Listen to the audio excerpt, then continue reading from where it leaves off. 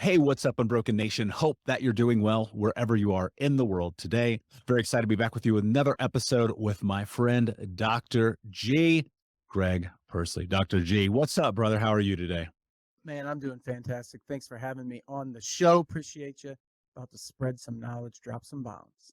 Yeah, I love it, man. I'm excited. So you and I connected a few years ago now, which is really fascinating to me that it's been that long. We are both, and people have probably heard me say this quite a few times on the show, part of Grant Cardone's community and the 10X community. And it's funny because I was thinking about you recently, because last year you said something to me. We had a quick phone call. I think actually it was like 2 hours, but we had a phone call and you and I were talking, and you were like, "Yeah, man, the first time I did this, which was the thing that I was about to do, it changed my life." And that thing that I was about to do was spend the most money I've ever spent on a single event for that period of time. I spent more money on masterminds, I spent more money on other things, but I never really invested into an event. To what I understand in doing so led me down a path to be around the right people. And so that's where I want to start this conversation. And I want to jump off and talk about for you. And I want you to share your story because I know it, but I want you to share how impactful it was for you to make the decision to invest in yourself. Wow, man, what a great place to start. That's for sure. Well, to give a little context, let me give you a little bit of brief history to your audience. I know you know it, but I was 23 years old. I graduated with a doctorate. I had a wife, a daughter. She was about a year old. 2 years after starting a business, our son was born with dwarfism and had medical complications. So we spent about 8, 9 years keeping him alive, keeping the family together, and really focused on financial stuff, not focused on anything other business wise, other than, hey, how do we maintain and get through the week? That's what we were focused on. So coming out of that, it was the end of 2018, and this is when that decision was made. Talking about, which was, I had always been the guy that bought the cheapest ticket and tried to finagle my way, like way to the front, my way to the front. But it's weird because internally you still feel like you're the guy that bought the cheapest ticket, even though you might be getting some things, and you almost don't feel worthy of those because you didn't put yourself in a position you need to be there. You didn't, do the right things to be in that position. So I spent money. I spent over about 10 grand on a seat, and I didn't have that money. I actually had enough value that I thought it was worth it. And I thought, if I'm incorrect, I'll at least pay off the 10,000, but whatever. So bought the ticket. It was the 10X growth. And I'll never forget, man. I was sitting there. First of all, I belonged. I felt like I belonged with this people that were totally different, totally thinking differently in business and in life. And I was sitting there talking to a guy, and he's asking me what I do. I said, "Oh, I'm a chiropractic physician, and I have a business, and we do a few 100,000 a year." And I said, "What do you do?" He goes, "I'm in real estate." I said, "Oh, like an agent?" And he goes, "No, I'm a an investor." And I said, "Oh, what's your holdings?" And he goes, 2 billion. Uh, I'm sitting here talking to a guy that has 2 billion in real estate. Like, what? And if you know the 1% rule, it means that 1% of his 2 billion in real estate is what he's actually collecting per month in profit. Well, that was a lot more money than I'd ever seen. So the amount of knowledge I gained from 3 days was well worth and even exceeded the $10,000 investment. And I do it every year and multiple events, the right events. I've learned about which events with people I'm very intentional about which people I want to be around. But I've developed some great relationships, and you're one of them. Yeah, and same. I mean, I feel super fortunate and very lucky for the fact that I've been able to connect with incredible human beings like you and like so many of the people who are in my community because I spent a long time being like, where do I fit in? Like, where do Mm. I belong? Like, what is actually happening in my life right now? And, I think that one of the really difficult things that people go through constantly is like, when I've been through so much and my back's against the wall and I'm having a difficult time financially and where we have family situations like yours where you literally said we're trying to keep our child alive, Mm. right? I mean, Yeah. where are you at emotionally before you make that decision to invest in yourself? Were you just like, what's the worst that's going to happen? I mean, like, what's going through your head? And I'll pause there because I want to follow into that a little deeper. Yeah. So you're right. I was at that, who gives a shit mentality kind of. And I don't mean that in a bad way. I just meant like I've been through way worse than investing some money into something that didn't work out. And so, when you live almost a decade in fear every week, how are we going to get through the week? How are we going to make it through the day? All of a sudden, certain things that most people would go, that's crazy. You're like, the risk associated with the potential reward to me was way different than most people would view it. I just had a different perspective. When you deal with something, I talk a lot in different groups, and I've spoke on stage in front of different groups and organizations, and a lot of people who have traumatic events in their lives, veterans and different people who've dealt with domestic abuse and all those things. And you got to take things into perspective. Your perspective is not the right perspective, neither is mine. We just have different perspectives. And it doesn't mean that we need to argue about our perspectives. We really need to learn about the other person's perspective and what, if you go into it like that as an open book, you say, man, what can I absorb out of this person? Not right, because that's the ego talking, man. Like, you don't need to argue about it. And so yeah, so that's really what it was for me. It was coming from a place of, well, I've been through a lot worse than the potential of investing money into something that doesn't work like I thought it would. Yeah. Yeah. And we all have. And I think, for myself, the investing thing, and I want to sit in this for a moment because I don't know if this has been true for you or not, man, but every time I've done anything for free, I just don't do anything with it. Every time I go get the cheap ticket, I don't do anything with it. Like sometimes I'll just leave the room, like whatever, right? And it's fearful. You said for a decade you guys lived in fear. How could you not? I mean, God, you live in America. Those medical bills must have been out of control, right? What do we eat for dinner? Where how do we fill up the car with gas? The van's door won't even close anymore, right? And it's like everyone around you must have been like, "You're about to do what?" Like, it was funny. I didn't really have anybody in my corner, and there was a little bit of secrecy around it. It was like, I what I learned through this process, and I can give you a three-step process of that I learned of how the universe, God, life, light source, energy, whatever, the higher power that surrounds us. It's in and around everything, whatever you want to call it, but how that actually works. And I'll give those three steps to you. But this is what I learned. Number one is you have to make a clear vision for what you actually want. And most people have a very foggy vision for what they actually want. They justify or say, well, I can't do this or that because of where they're currently at.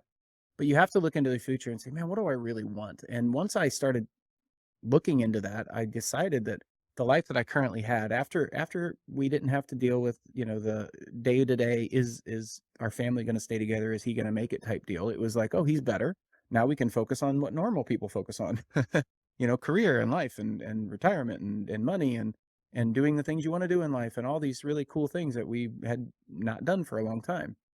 And so I started looking at that and I was like, man, I do not want to keep doing what I'm doing. I had a chiropractic practice. I was treating people, but I just, that wasn't me. It wasn't who I was. And I think that's where a lot of people get stuck. They settle for something that is okay and comfortable. But I was so uncomfortable being comfortable, if you will, that I was like, I got to do something different. I got to do something better. I got to do something more. So I started to develop my clear vision for the future. Number one. Number two, I made a definite decision that I was going to do whatever it took, and I was going to take actions no matter what, that I was going to move toward that clear, concise vision. And what people don't realize is when you do that, the universe, God, light source, whatever you want to call it, starts to react to that and say, okay, okay, he's serious. Now, what people don't realize in that moment, you're also going to run into obstacles to help you become the person that you need to become in order to deserve the things you're asking for. And that's where people start to get confused. They say, oh, I guess it wasn't meant to be, or, oh, it wouldn't be this hard if it was meant to be, or whatever. And they justify stuff. I'm like, no, That's your learning. So ask, what am I supposed to learn from this? What am I supposed to learn for this? Keep the clear vision, number one. Number two, take action with no matter what mentality. And then number three, and this is where people screw up, they try to control how and when the outcome is going to happen. You have to surrender to the process. Another word for that is faith. You have faith that it will occur. You just, because if it's coming out of you, you don't need to force it. Just allow it to happen and say, I'm going to take action toward this clear, concise vision. Now I took all this information over like a 5-year period since I made that decision and boiled it down to those 3 steps. So it's going to take a little bit of time. It's not as simple as that sounds, but that's what I would tell people is, man, whatever future you can create in your mind, those are the 3 steps that you need to take to get there. And man, that decision, the no matter what mentality, that's where it all really began. Yeah. And for me, it was in the same moniker, really, no excuses, just results. It was like, I'm going to figure this out, man. I'm not going to be 350. I'm going to quit smoking. I'm going to quit drinking. I'm going to get out of 50 grand of debt. I'm going to figure it out no matter Okay. what. Like, or I'm going to die. But guess what? I'm going to die. Greg, I literally distinctly remember I was like, I'm going to die anyway. So I might as well live my life. But here's where it's difficult though, man, because if you look at life and you connect the dots and you look at all the experiences that have led you to where you are, there's a lot against you Mm, from jump, right? We have these identities of childhood, of our teens, of our parents, our teachers, that time we were on the T-ball field, like all this stuff, it just sits in us. And so I'm wondering here, because I want to create more context about who you are. mm. What is a story? What is a experience, a dot for you that in your childhood has shaped who you are that you don't really ever talk about? Oh man. Oh, that's a good one. So there's a few, but the one I'll point out. So growing up, I grew up on a farm. I worked. My mom worked. My dad worked. They were very hard workers, so I had a great work ethic from them. But it's interesting. We talk about perspective, and when you talk about your childhood and when you're growing up, you make connections. This equals that type of stuff. Meaning, like an experience happens, you say, "Oh, it means this." You just you put a meaning to it. Well, this is what happened with me. So growing up, my dad was very rigid and expected a lot of me. Okay, and so nothing was ever good enough type of thing. It was like, you do your best, but yet there's still something that could be picked out that could be better. It could be more. And so I think I was 16, 15, 16, something like that. And I was playing baseball and had a really great baseball game. I love baseball. I'm great at it. I think I probably should have tried to go pro, but I didn't anyway. But I took the school route because I looked at the statistical data. But anyway, I was 15, 16. I had a great game, and I was always looking for my dad's judgment. Positive, like like you his to be proud of me type of deal. And I think that a lot of people can relate to that.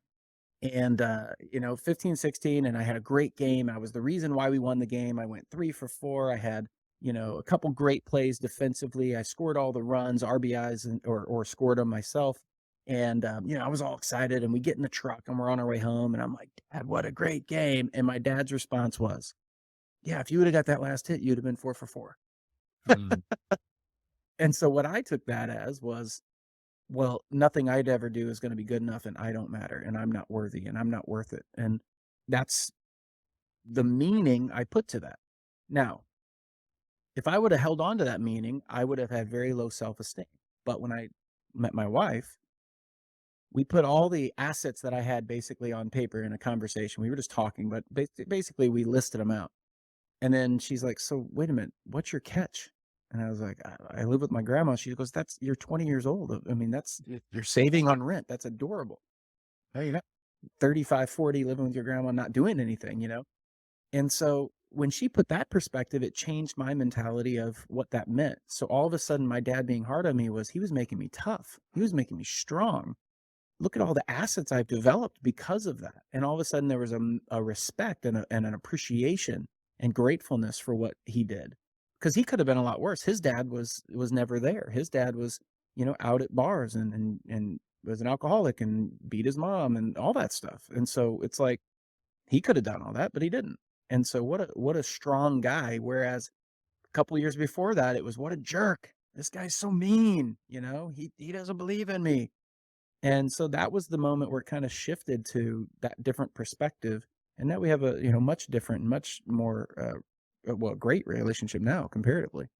Yeah, perspective is such an interesting word, right? Because you have this notion of an idea of like what you think reality is, and then you're in it and you get time to sit and reflect on it and you go, "Nope, that's not necessarily true."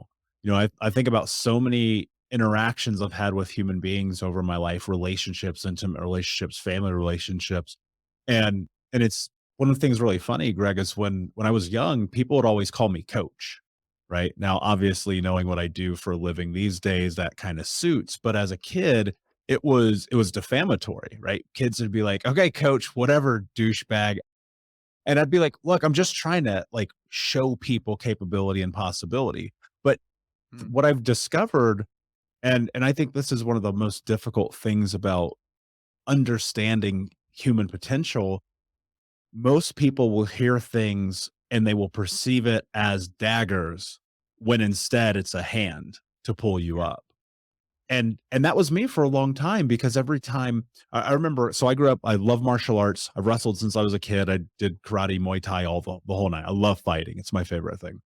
And I'd won this tournament in Westfield, Indiana, of all places. And I went 4 for 4 that day, won all 4 matches, and at the end, my coach came up to me, and he was like, "Great job, but," Mm, and Greg, not the only thing I heard was "but," and a week later, we're getting ready for our next meet, and, we have to weigh in, and I literally because I was like, I'll show you. Like, literally, that was the thought process I had the night before I ate an entire large Meat Lovers Pizza Hut pizza and like 2 Snicker bars. And I I have no idea how. I made weight by like an ounce. And wow. I had the worst coming off of winning a tournament that was a really hard tournament to win. I lost 3 matches in a row and got kicked out of the tournament that day. Wow. And he sat with me and he was talking to me. He's like, "Dude, what is going on with you? This doesn't even make sense." And he's like 24 at that time. And he's trying to explain to me, you have to understand that there's always space to be better, to Mhm. grow, to improve, to go to the next level. And that was a moment for me as a kid that solidified this idea of like, well, maybe not everyone wants me to suck, right? Right. Did you have to go through I'm leaning into this a little bit deeper with you, Greg. Did you have to go through, like, reconciling those moments and those experiences with your father? Well, yeah, yeah, I actually call it time traveling. You know, if you make a decision about something and you never revisit it, then that decision that you made about whatever experience or person or event uh, stays the same. And as you grow and Mm, improve, as you get older, you should not be the same person. If you're the same person now as you were 10 years ago, you're not evolving as a human being. You're not becoming an adult. You're not, you're not developing. And so you should revisit those things and go, well, now that I have perspective as a father, why wouldn't I revisit that? I have more life experience. I have more perspective. Why wouldn't I go back and go, well, what was his intention? Was he trying to be a jerk? No, he was trying to do the best he had with what he had with what resources he had and the example that he had, which was not great. So, it just gives you a lot more appreciation. So, when you're 15 or 25 or 35 or 45, those things should be revisited. You should look back. The last chapter in my book, it talks about RIP. RIP is one of my favorite things. It stands for retrospection. So you look retrospectively at your life, at the things that you've experienced, and you start asking questions about those things to see if there's different perspectives that you can have. Then you look introspectively. Well, what did I take from those things, those experiences, those events, those people, and how did I portray that inside? And who I am I because of those? And is that who I want to be? And then you project. Projection is the P. Projection is looking into your future and saying, well, if I project into my future who I actually want to be, what meanings and things do I need to develop or learn or change within myself to become that person? And the reason why I love the RIP, you know, I don't know how you'd call that moniker or whatever, but the reason why I love that is because you literally have to kill the old person off, kill your old you off in order to become the new you. And see, that's where people mess up a lot. They want to keep who they are and the people they're around and the surroundings, their physical reality. They want to keep all that the same, but they want to have new things, new money, new experiences, new relationships, new whatever. And I'm like, that's not the way it works. You have to become a new person in order to deserve new things in life. Jim Rohn says it best. You get what you deserve in life, not what you want. Yeah. And so, man, do I deserve I probably want a six pack, you know, I probably want really good abs. Do I deserve them? Well, I don't know. Did you put in the work? Did you put in the effort? See, most things in life are not as difficult as we make them. If we take the ego out and all of our emotional connections and baggage and all the things that we assume, and we take all that out and we just take the actual factual stuff, it's really not that hard most of the time. There's people out there making millions of dollars per year, and there's people out there making millions of dollars per year in the genre or industry that you want to make $1 million per year in. All you have to do is go find those people, figure out what they're doing. Tony Robbins says success leaves clues. Well, those clues are the things they're doing that make them that money. So all you have to do is repeat those actions and become the person that they currently are, and understand they're just ahead of you. They just have they just have a few things built in and done before you do. So same thing with weight loss, same thing with, having a better body, same thing with better relationships. There's people that already have those things. If you just remove the ego and the emotion and all the connections you have and the assumptions you make, if you just take all those away and just go, what could I do to have a better relationship? And then you start to actually write things down. You're like, oh, that's actually not that hard. I just need to start doing them. Yeah. it's so And that it's so funny. and that's so much of the clarity thing you were just talking about. And here's one of the things that I think is most fascinating about life. You touched on something that is near and dear to me. When I wrote Think Unbroken years and years ago, the one of the lines in it, in the transformation story of me, is I had to take the old Michael and kill him. Yeah. And that was figurative. I mean, honestly, Greg, to some point it's literal, because my life only changed after the night I put a gun in my mouth. Mm. So in some context, like, it's literal, but really it's not. And I think about that. There's a part of you that you gotta get rid of. It's the shame of who you used to be. It's the guilt. It's the pretending. It's the hiding the secrets. It's the doing all the things that you know are destroying your life. And it's hard.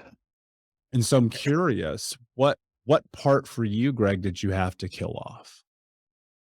Well, really the insecurities, the looking down on yourself, just to say, I'm not good enough. I'm never going to be enough.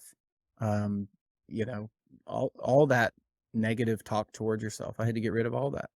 And, it wasn't easy. You had to recognize it, figure out where it was coming from, but it's simple. It's a simple process. You just got to pay attention. You got to take responsibility for those things. Take responsibility for the things you're saying about yourself, inside your mind. um, Pay attention to those things, take responsibility and go, well, is that true? And start questioning those things. What Is is that true? I wanna Yeah. jump into that a little deeper. What does responsibility in this context mean? Because I fear, I should say, that a lot of people will hear this and immediately judge themselves for judging themselves.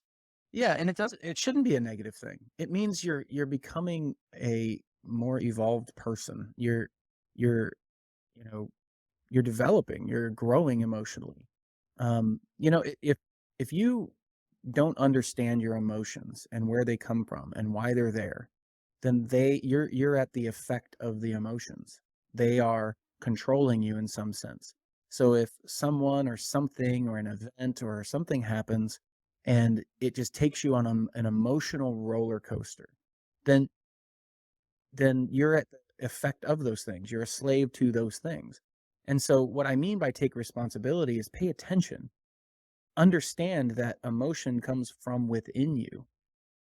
Emotion comes from the things that you're focused on. Um, Once again, Tony Robbins, great reference. He talks about focus equals feeling equals action. So what you focus on, which is your thought process and the things that you have decided are true to you, which is your belief about yourself, turns into your feelings, your emotions, your emotional reaction. And then that turns into physical reaction or your actions, the things you actually do. So if you don't take responsibility to what you're focusing on or what your thought process is, then you're at the effect of wherever your mind wanders with whatever happens around you. And in that aspect, you're a victim. And it could be a like it could turn out positive. Like a victim doesn't have to be negative. You're a victim to your surroundings and whoa, something good happened. Okay, but you're still a victim of your surroundings. You had no responsibility of that. And when you talk about getting a free ticket or showing up for a free event, well, you don't connect as much value to that. And if you're not taking responsibility and you're at the effect of everything, well, you're not connecting as much value internally on yourself, like how much value you feel you have of you. And that's where that begins, man. Like what you focus on, if you focus on the fact or you I hate to say the fact, you focus on all the time that you're not worthy and you're not good enough and you're never going to amount to anything, well, that's going to create an emotional reaction. So if you keep repeating that mantra internally, that's going to have an emotional reaction, which is then going to turn into physical actions, which then turns into your reality. And you just got to pay attention and take responsibility for those things that you can control.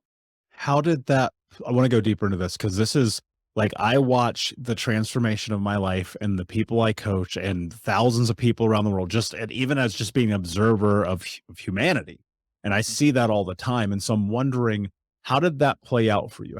Where were the things that you recognized? What were the actions that you took? And what was the outcome for you? I wanna look at it from both perspectives. Everybody always leans into the positive I'm like, "Yeah, yeah, yeah, that's not necessarily helpful."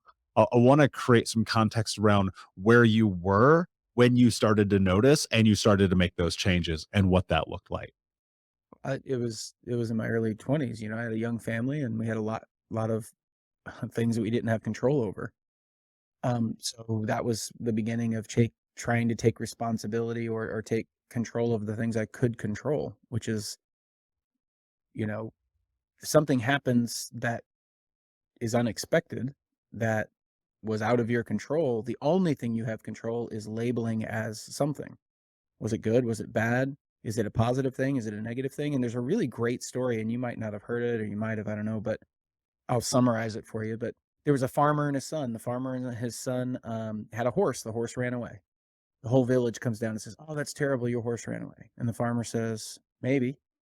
And then the next day, the horse comes back and it brings a wild horse with it. And the whole the whole town comes down and goes, "That's fantastic." And the farmer goes, "Maybe." Then the next day, the son is breaking in that horse, and the horse bucks him off, and he breaks his ankle. And the whole town says, "Oh, that's terrible." And the farmer says, "Maybe." And then the next day, the army comes by to recruit his son and draft him, and they pass over him because he's got a broken ankle. And the whole town says, "Oh, that's amazing! Congratulations!" He says, "Maybe." And the point with that is that we project the positive or negative in each thing that occurs. The events are just events. You're the one that puts the emotion and the positive or negative or whatever into that event or into that thing. So if you just take the neutral approach, and I don't mean never get excited and I don't mean never get sad or whatever. My point is that if you take things for what they are, you really can't predict the future. You don't know. You go, well, in the moment, yeah, okay, cool. Yeah, that's great. We got an extra horse. We'll see where it leads. And that's that responsibility side. You don't go crazy with your emotions. A friend of mine, Brandon Dawson, he talks about, which you're very familiar with, obviously, but he talks about high emotion, low intelligence, which makes sense. If you're extremely angry and extremely upset, you're not going to talk or act with very much intelligence. Same thing if you're extremely excited, you're extremely euphoric, you're not going to think or act with very much intelligence. And that's fine to be like that, but you don't want to live in either one of those states. Yeah. And that's a really valid point. And yeah, I love Brendan. I think sometimes I sit and I talk with him and I go, I need to get away from you because I cannot comprehend whatever the heck's coming out of your brain right now. He's arguably one of the most intelligent people. He's got to be a genius. I want him to release an IQ score sometime, just out of curiosity. He's Um, definitely a business scaling genius for sure. That is a true statement. Yeah. for sure, for sure. And so, and I think that you're spot on, because the greatest mistakes I've made in my life, well, twofold. One, they probably involved alcohol when I was younger, because obviously, and most idiots who get drunk do idiot things, and I was an idiot when I was in my 20s, and or well, teens and 20s, because I started drinking pretty young. And the other part of it was those huge, huge mistakes I made was this massive emotional dump. It was Mhm. like, here I am, high, high, low, low. And then I learned how to control my emotions. And people don't understand that controlling your emotions isn't about not letting them exist or be present. Because, dude, I laugh, I cry, I feel the full range. Like, it's just who I am now. And it's about when they come up, I just question them. I go, what is this actually about? Yeah. What It's is being really happening? Yeah, it's being present with those emotions. It's not suppressing them. It's not saying I'm going to wrestle with them. It just says, look, this emotion is coming up for a reason. Let's use it to my advantage instead of it using me.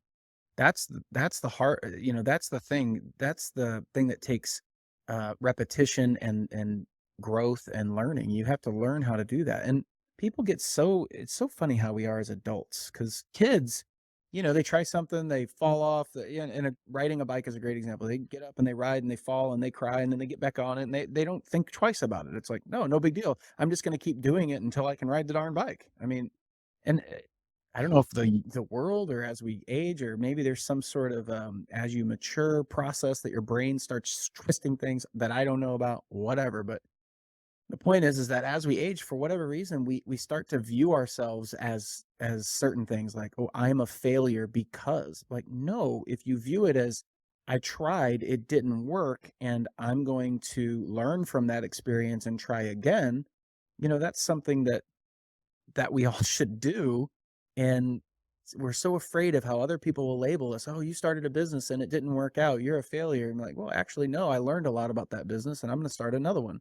I mean, statistically, if you start, there's a 90% failure rate after 10 years. So if you start 9 businesses, you probably, statistically 9 of those are going to fail. But if you start 10, that last one, it doesn't mean you're going to fail 9 in a row. It just means that if you start 10 businesses, one of them are going to massively hit.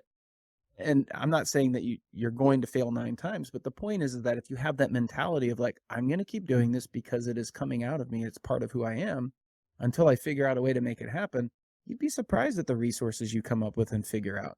It's the doubt that gets in the way of the To- fear. What happens if, oh man, because you can't see all the things that are happening out in the universe and control all of them. You don't know what's coming at you. I mean, look, we've been talking about getting on the podcast and getting, you and I, right? Um getting something scheduled, and we've tried to hit with different things where our schedules are really busy. And out of the blue, I connect with you and you're like, hey man, I had a thing pop up. You want to hop on? Can we make this happen? You know, there's a reason that happened. I don't know why. yeah. I don't know Well, why.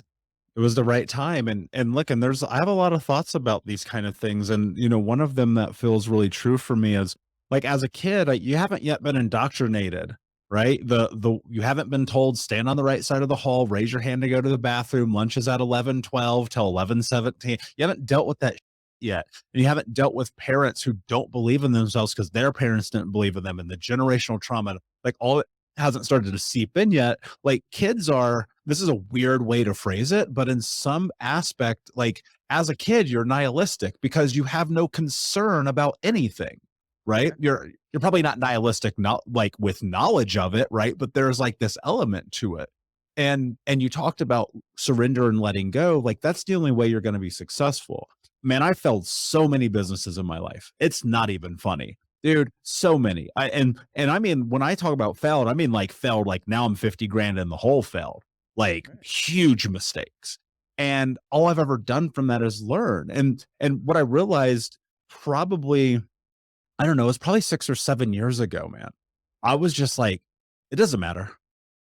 None of it like, really, like, Greg, if you really button this up, right? If you really look at the scope of life, it doesn't actually matter. Like, none of this stuff at the end of the day, like, show up, be a good person, love your family, try your hardest. That stuff, that matters because that makes you feel good about who you are as a human being. But at the end of the day, bro, name your great great great grandpa. Right, exactly. Yeah. Alex Hormozy talks about that. He talks about 3 generations ago, his great great great grandpa was actually like some sort of king of some sort of country somewhere before his family ended up immigrating to America last in the most recent Yeah. generation. He's like, this guy had something like, and I don't want to misquote it, but he talks about he was a king and he had like 20 wives and had like 400 kids or something. And so he's supposed to be this guy that had everything and all this wealth and all this power and whatever. And yet 2 generations later, it's like your own great great grandson's like, I don't even know the guy who is, whatever. You So know, we it's take so things, we take things so serious. Like we blow them up into big things. And honestly, for the most part, most things really aren't, big things. Yeah. You know what I Yeah. love, and I'm glad you just said that because and I've mentioned this on the show before. I heard Alex talk about that, and he was the first person that other than me I'd ever heard articulate that. Because I used to have, dude, I used to literally have friends be like, "That's so dumb. I can't believe that you think that way." And I'm like, "Yeah, but you don't get it, man. Like Right. all of those things, do they impact you? Yeah, of course, man. Like life will get you. But at the end of the day, it's like the bad things, like they've already happened. Why are you trapped in it? Why are Like you stuck in it? I love what you just said. Why are you trapped in it? Michael A. Singer wrote a book called The Untethered Soul. Have you ever read that book? If not, Yep. I would. Yeah, and he talks, and also The Surrender Experiment was another one. That was his follow-up book. But he talks about, holding on to emotion. And one of the stories he has, which is one of my favorites, he talks about, people driving a car, and most people like to go 5 miles an hour over the speed limit. So what if you're driving your car, you're going 5 miles an hour over the speed limit, and somebody pulls out in front of you and going 5 miles an hour under the speed limit? For most of the part, like most people would have road rage. They'd get mad, they'd get pissed off, they'd get frustrated at the person in front of them. Well, there's 2 points here. Number one, what gives you the right to say that your way of driving is the right way of driving? Like, he's going 5 miles an hour under, you're going 5 miles an hour over. Neither one of them are the speed limit. Like, why are you the correct way? So how egotistical to think, well, my way is the way. And then secondly, does you getting mad in your vehicle affect the guy in front of you in that vehicle? For the most part, it doesn't. It only affects the people in your surrounding, the people that are in your vehicle. Now, some people hold on to that all day, and it affects their entire day. All the people around them, they'll talk about it. You wouldn't believe what happened. This guy pulled out in front of me, and he was doing 5 miles an hour over the Totally. speed limit. Where we could be putting our energy and effort into something way more productive and constructive. But why would you sit in that? And that's what I'm talking about with taking responsibility. So before you have a conversation or before you jump into something or before you have thoughts and start spewing things out, just think about, like, is this helping me toward the vision of my future that I want or not? And if it's not, it's like, well, then why are you doing it? you know Yeah. Dude, that's such an interesting point because you and I, like in this conversation, could be pissed off at each other for having to reschedule on each other. right. And And it's like, here was my thought with it has just been like, you had to do it, I had to do it. It's life, it's fine. We will figure it out when it is time to figure it out. But like people tie into that, they get stuck in it. People are like still pissed off about their family from 25 years ago. And it's like, look, let's be clear, Greg, because I don't want to discount any of this. You're allowed to be.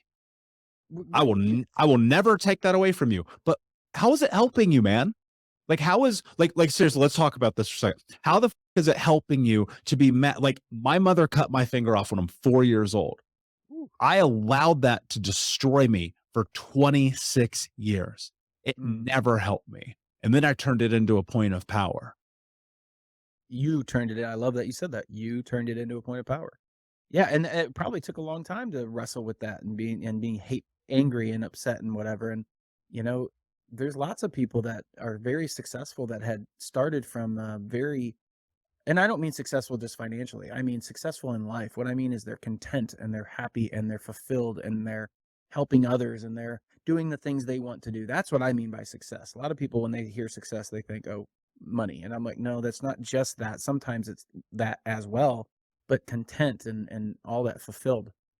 Um, But a lot of people, they live in that and they hold on to it, and then they define themselves and they never get out of it. They never take the time to say, well, if I re-look at that situation, what does that mean now to me? And could I see it in a different way?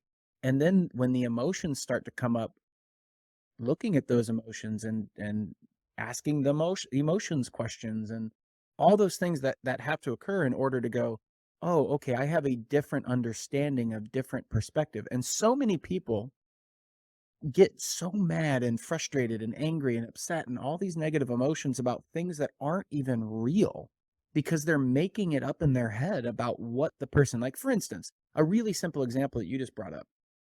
If you had to reschedule on me, I had to reschedule on you. What if I said, "Oh man, he probably doesn't. What if he doesn't like me? He probably doesn't like me. That's why he had to reschedule, is because I'm not good enough. Oh, I don't have the information he wants." And da da da, and on and on and on and on. And none of that is helpful. Number one, and secondly, most of the time it's not even true. It's just like, man, I just had a schedule conflict. Like, it's just what it is. So, you know, what I tell people a lot is, when I work with them one-on-one, and especially in a group setting, masterminds that we have. And I just, let's talk about these things and actually look at them and analyze them in a neutral setting, instead of putting all the emotion in and just saying, what does it mean now? Is there a different way to look at it? And start asking questions, and then you start to have different connections in your brain, and then you go, oh, okay, now I have a different appreciation for it. And that's really what I try to do, is I try to be grateful and appreciative of pretty much anything and everything in life that we take for granted on a day-to-day basis. And so, if you can do those things, life just becomes a lot more fulfilling. And you take all that negative drama emotion out, because that's where most people go. They end up in the negative. They end up, that's what our news does. That's what society does. It's all nagging and complaining and draining and negative, and that's kind of where we tend to go as human beings, because we're always trying to survive, and we're looking at all the things that are trying to kill us. Well, for the majority of people, there's not things roaming around trying to kill us right now. We're doing the stuff to ourselves. So you can get out of that and develop a different habit, which is the habit of appreciation, gratitude, the habit of thinking before you actually talk or take actions, or the habit of analyzing things and saying, maybe there's a different way of looking at that. If somebody snaps at you, you could say, well, they're just a jerk. Or maybe there's there's something that they're dealing with. Maybe talk to them, maybe ask them a question. uh have you ever heard of the story about the guy on the subway with the three kids? You ever hear that story? I don't think I so. No, doesn't ring a it's very, bell. I know I've talked for a period of time, and You're forgive me good. for interrupting, but let me tell a story, because it is I'm very, learning. yeah, it's a very good one. There's a guy on the subway. It's in New York. It's very busy. He's got three kids. The kids are jumping around all over the place, and there's a guy observing, and he's standing there. And, the dad's just sitting there, not doing anything, and the kids are being rambunctious and all over the place. And after about 5 or 10 minutes, the guy that's standing up has had enough. He's watched these kids do all sorts of stuff to people and annoy everyone around them, and he goes, "Hey!" And the guy looks up and he goes, "Aren't you going to do something about your kids?" And the guy sitting there goes, yeah, I should. I'm sorry. We just got back from their mom's funeral, and they don't know how to handle it. And I'm kind of at a loss. I don't know where I'm going to go." And all of a sudden, the anger that this guy had towards the guy sitting there turned into, uh, sympathy. It turned into, like, oh, I appreciate the situation. I'm sad for your situation. And all of a sudden, these annoying kids are like, hey, let me help you with them. And sometimes you just got to talk to the person. You just got to ask them, hey, man, can I help you? Is there anything I can do for you? Serve, give, have gratefulness, have a little compassion. If you can develop the habit of having those majority of the time, that your life becomes that. Your It life does. is the emotions you live on a moment to moment, day to day basis. Yep. So Yep. yeah, go ahead, man. Sorry. I was just I can keep going. no, well, and I can just listen because I'm in this. My brain is just going through all these things, and the thing that's I'm sitting with right now is just going, we are lied to in this country. I'm speaking as an American. I believe this is the greatest country on planet Earth, period. That's me being very biased. I know we have international listeners, but I'll get into this and I'll tell you why. Because this is a country where a kid like me who had to steal food to survive and was homeless at 8 years old can have a life where I get to speak on the biggest stages in the world. And so for me, like, if a kid in India, that's almost impossible and it's devastating and it breaks my heart. And we're told here, this is what I mean by we're lied to. We're told your friends are dangerous. Be careful. Stay away from that neighbor. That guy over there is weird. The media's out to get you. Everything's bad all the time, everywhere. And we are living in a fear state, whether it be COVID or we run out of eggs or the gas crisis or, you know, three people died and there's a billion people in this country. And it's like, guys, hold on. Perspective, please, for the love of God, take a time out and look at the world that you live in. It's Hmm. the safest time to ever be alive. There's more information and education in history. Life expectancy is bigger than it's longer than it's ever been. Are there problems? Yep, for sure. 100%. Is there conflict? Is there death? Is there genocide and rape and slaughter and all the bad things? Yeah, for sure. 100%. Let's not pretend that doesn't exist. But there's things you can do to give and change and create. And that's a big reason why I think Unbroken, we donate to Operation Underground Railroad every month because we want to rescue children from child sex trafficking. And it's like, don't be a complainer, be a doer. That guy on the train, that they're not following the status quo, right? But why? Well, their mom just died. Mm. For a lot of people, what you have to do is we have to take a step back. And that's why I love this. I'm going to say it again. I love this RIP acronym that you've come up with because it's so true. Yeah. 99% of the time, Greg, when I get pissed off, which happens quite frequently, happens probably 10 times a day, right? Seriously, probably happens 10 to 25 times a day, somewhere in that range. Immediately, I ask myself, why am I mad? Mm. And just as immediately as I'm pissed off, I'm back to neutral because I get clarity about what's going on. You can be mad about everything. You're allowed to be. I'm not taking it away from you, but you have to ask yourself a very, very, very serious question. Does it serve you? Mm. And chances are it doesn't. My friend, this has been an absolutely incredible conversation. I think we need to have more time. We'll have to get into this a little bit deeper. But for the sake of that, tell us, please, where everyone can find your new book and learn more about you. Yeah, I mean the new book is Fix Your BS, and it's all over the place, man. You can find it anywhere. You know, Google Fix Your BS.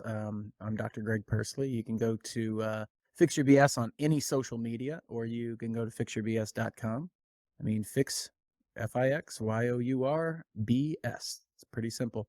Dr. Greg Pursley. I also have my personal account. You can go there too. So Dr. Greg Pursley, man, either one. But you know, I'm here to serve, and we put the book online at this as the cheapest we possibly could, just so we can get the message out there, so we can spread it. I think it's 99 cents on Kindle. You know, we have Fix Your BS podcast, which you're going to be on not too long. Just you know, you type in Fix Your BS, it's gonna pop up. So man, that's I'm hoping to serve. I'm hoping to give. I'm hoping I can spread some understanding of the way life works, and so people can compress time and live the emotions they actually want to live, as opposed to being, you know, in a state that they're not happy with. Yeah, I love that. And of course, we'll put all of those links in the show notes. If you go to thinkunbrokenpodcast.com, look up Dr. G, because that's what we're going to put this episode under, and go to thinkunbrokenpodcast.com. You'll be able to grab a copy of the book. My last question for you, my friend, what does it mean to you to be unbroken? Well, I mean, to be unbroken is a constant um, evolution of your life. You know, the things that you think are correct now are probably going to be incorrect in the future. You're going to look back and go, I probably could have done that better or different. And so in that aspect or that instance, you're broking, or you're breaking something, or you a broken person.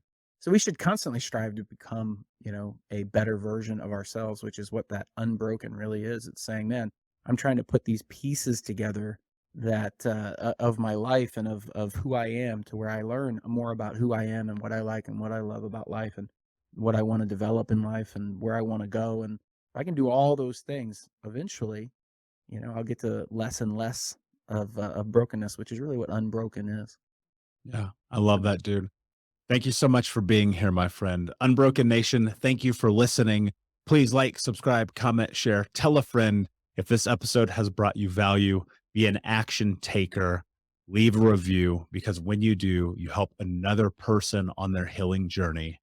And Mhm. until next time, my friend, be unbroken. I'll see you.